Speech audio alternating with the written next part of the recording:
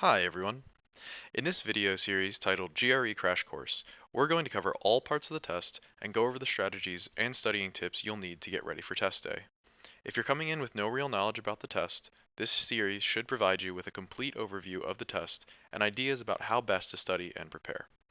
In this first installment, we're going to be looking at the issue task, the first of two essays in the analytical writing section. On test day, when you come into the test center and you get situated at your computer, the first section you're going to encounter is the analytical writing.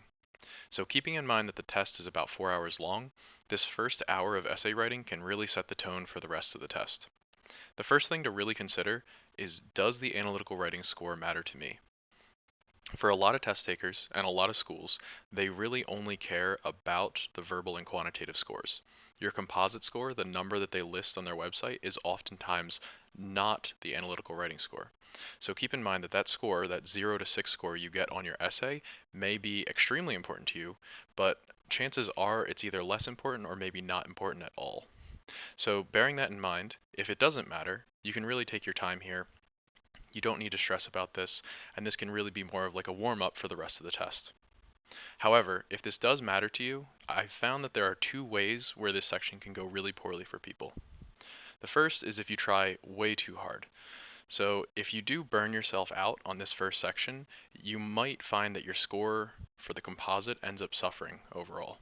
The other thing is that because it's the first section of the test, and because this test is often administered early in the morning, some people tend to not do as well as they could because they go in cold, which is why I always recommend that before you go into the test center, even if it's an early morning test, that you do something in the morning, whether that's a Sudoku, a crossword puzzle, a couple practice questions, because if you go in and this is the first mentally strenuous thing you've done for the day, you're not going to do as well as you could. To get started, let's look at what a sample prompt might look like.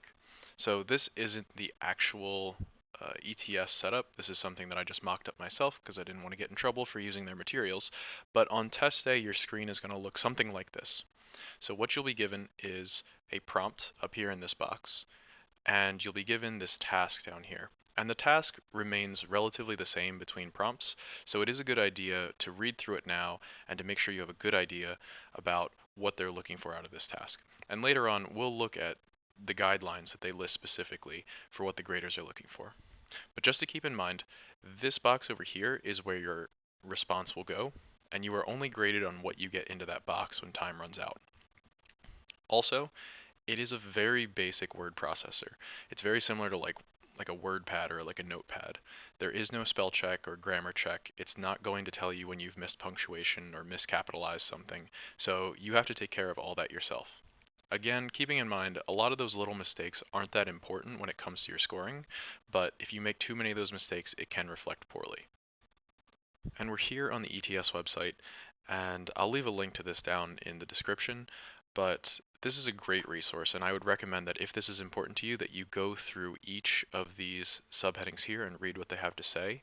For this video, I'm going to just cover what I think are the most important points and try to answer some of the common questions that I get about this section. So first off, what they say here, you are free to organize and develop your response in any way you think will enable you to effectively communicate your ideas. What that means is that if you want to write a classic 5 paragraph intro, 3 bodies, and a conclusion, you can. If you want to break away from the norm and do anything else, something you've learned in a class, or just something that you find resonates with the way you write, you should do that too. It's not going to affect your score so long as you can demonstrate your ability to write and you communicate your ideas clearly. Also, we're going to see later that examples are extremely important, and it says down here, what matters is not the number of examples, the number of paragraphs, or the form your argument takes, but the cogency of your ideas about the issue and the clarity and skill with which you communicate. So they don't care how long your essay is. They don't care how many paragraphs you have. They don't care whether you give them 5, 10, 15 examples. What they care about is the cogency of your ideas. And we're going to see that that word and that idea keeps coming back over and over. And if we click over here on sample essay responses, it'll take us to a page where we're given that same prompt that we looked at earlier and some sample essays that have scored either 6, 5, a 4, and so on, as well as the grader responses. So let's just look at the prompt to begin with.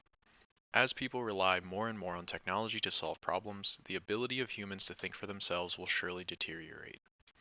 So, something to consider about all the prompts that you're going to see is that none of them are field specific. All of them should be open ended enough that no matter what you majored in, no matter what your life experience, you can respond to them intelligently, and you should have some sort of examples to back up what you want to say.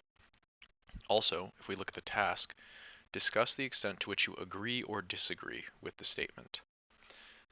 Almost all the prompts are going to read like that. There is no right answer. You don't have to agree, you don't have to disagree. You don't even have to do one or the other. You could take a middle ground approach. And oftentimes, a lot of people will naturally take either I agree with some exceptions or I disagree with some concessions or something like that. And this is often a good position to take. So keep in mind, they aren't necessarily looking for you to just be 100% agreement or disagreement, and there is no right answer. Also, it says, in developing and supporting your position, you should consider ways in which the statement might or might not hold true. So, they're not all going to read like this, but to some degree, the prompt will often ask you to address the other side of the issue or make concessions to the other side of the issue, or at least show that you have considered what some strong arguments might be that run contrary to your own. And so if you don't do this, it is going to knock you some points. So you always want to be careful that when you're drafting and when you're planning out how to write this essay, that you incorporate something to do with the other side of the issue other than the one that you've decided to take. So if we continue down this page, we'll see that they give us some sample essays as well as the responses to them. And so in this video, I just want to look at this 6. And if you'd like, you can pause it now, give this a read. I'll scroll slowly through it so that people get a chance if they'd like. But what I'm mostly interested in is this rater commentary down here. It's important to know that the rater does not have a checklist or a rubric of particular things that they're looking for. They simply read it and then give it a score based on their impression, their holistic feel that they get when they read the essay. In general, how good is this person at writing? How well have they argued their point? So what I want to do is just look at some of the comments that they've made and try to figure out how can we emulate that? How can we get our essays to have the same response? And so if you look, they use words like clear and insightful, right?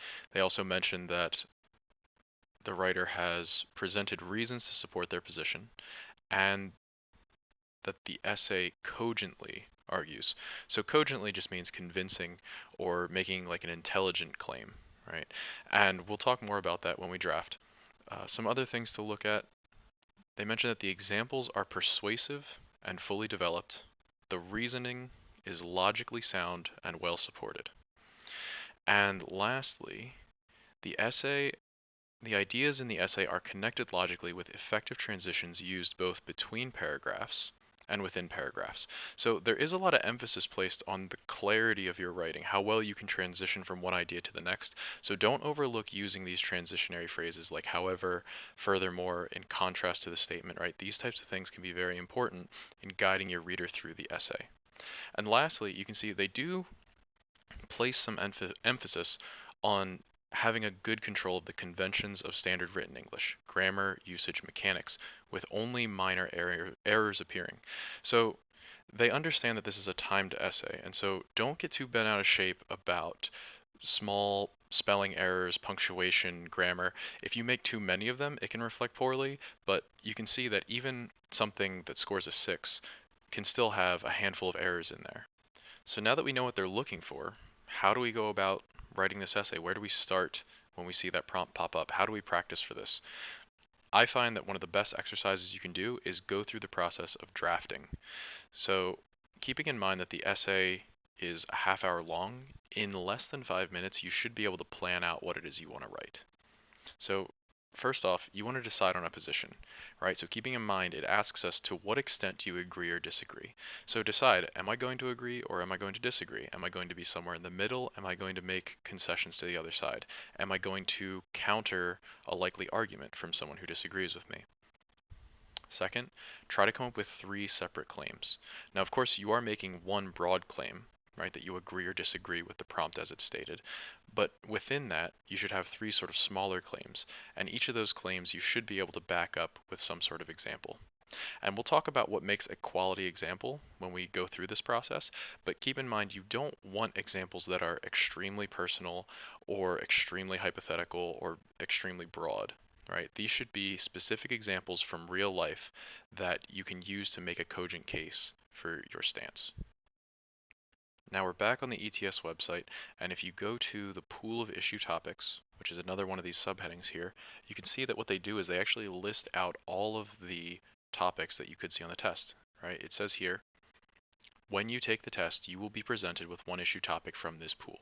So if you read through a lot of these, now there are hundreds of them, keep in mind, but one of the prompts here will be on your test. So as long as you're going to study for this prompt, you might as well be studying off of real prompts as opposed to some of the fake ones that they come up with in the prep books.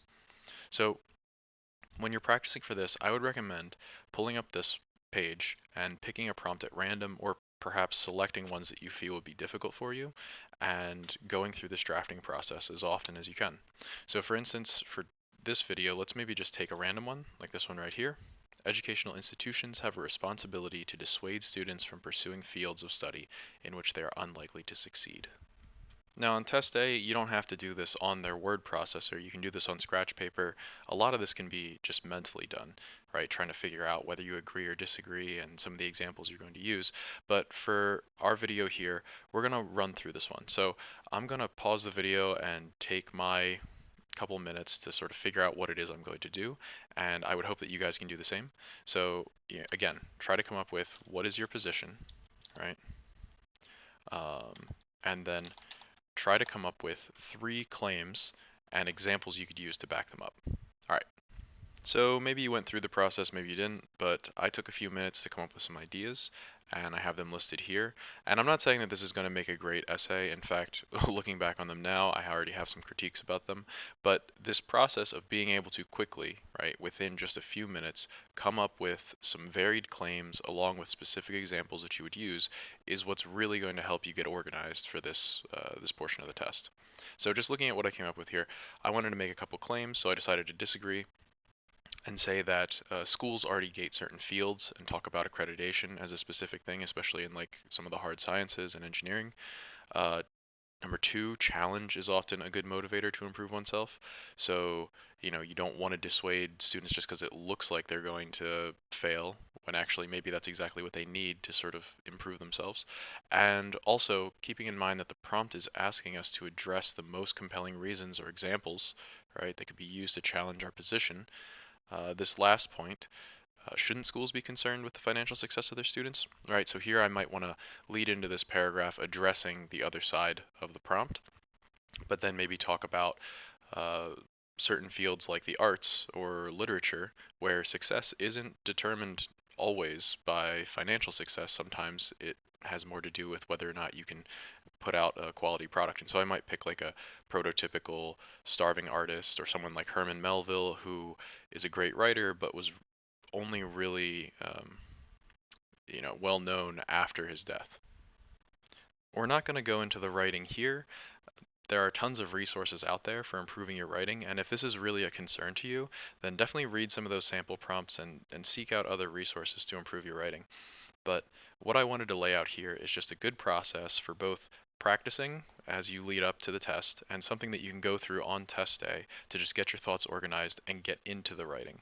I find that the biggest problems that people have is either they freeze up because they don't know what they want to write, and so having something to immediately leap into, like this drafting process, can be helpful.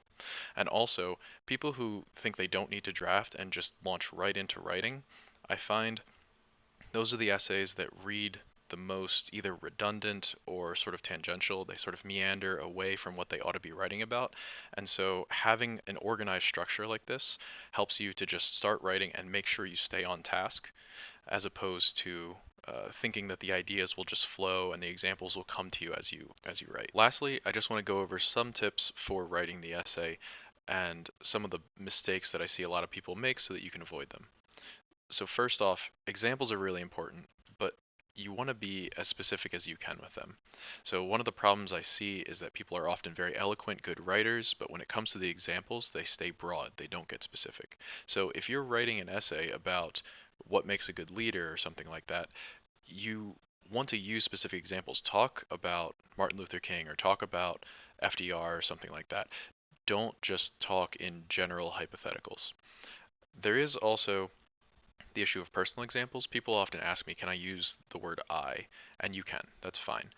But if you are going to use personal examples, make sure that they are relatable and relevant examples. It's fine to talk about your own work experience, your own research experience, your own educational experience, but don't use an example of a conversation you had with your aunt or a holiday gathering in your family if you can avoid it, right?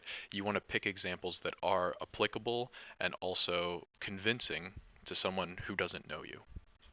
Next, make sure that you're using varied structure. So if you look at your writing and you're noticing I'm using all simple sentences, all my paragraphs read the same, I'm not using those transitionary phrases, then you might want to think, well, is there a way for me to mix this up, right? Because one of the hallmarks of a great writer is that they aren't just doing the same thing over and over and over again. Have someone read your practice essays. I know that can be a little embarrassing maybe, but find someone that you trust, someone that you think is a good writer, and see if they'll read your essays. Because there's no one better than just an unsuspecting reader to figure out whether it is your writing says what you think it says. So, and keep in mind, right? What are we going for? We're going for insightful, cogent, compelling. Do I have effective transitions? And it's going to be real useful to have someone else read it and see if they would describe your writing in this way. Something to avoid is imprecise diction. And so that's just using the wrong words or not really saying what you mean or misusing a difficult word. And I find that this is just a problem on the GRE because people are often studying vocabulary for the verbal section, and so they feel overly confident in some of these new words they've learned.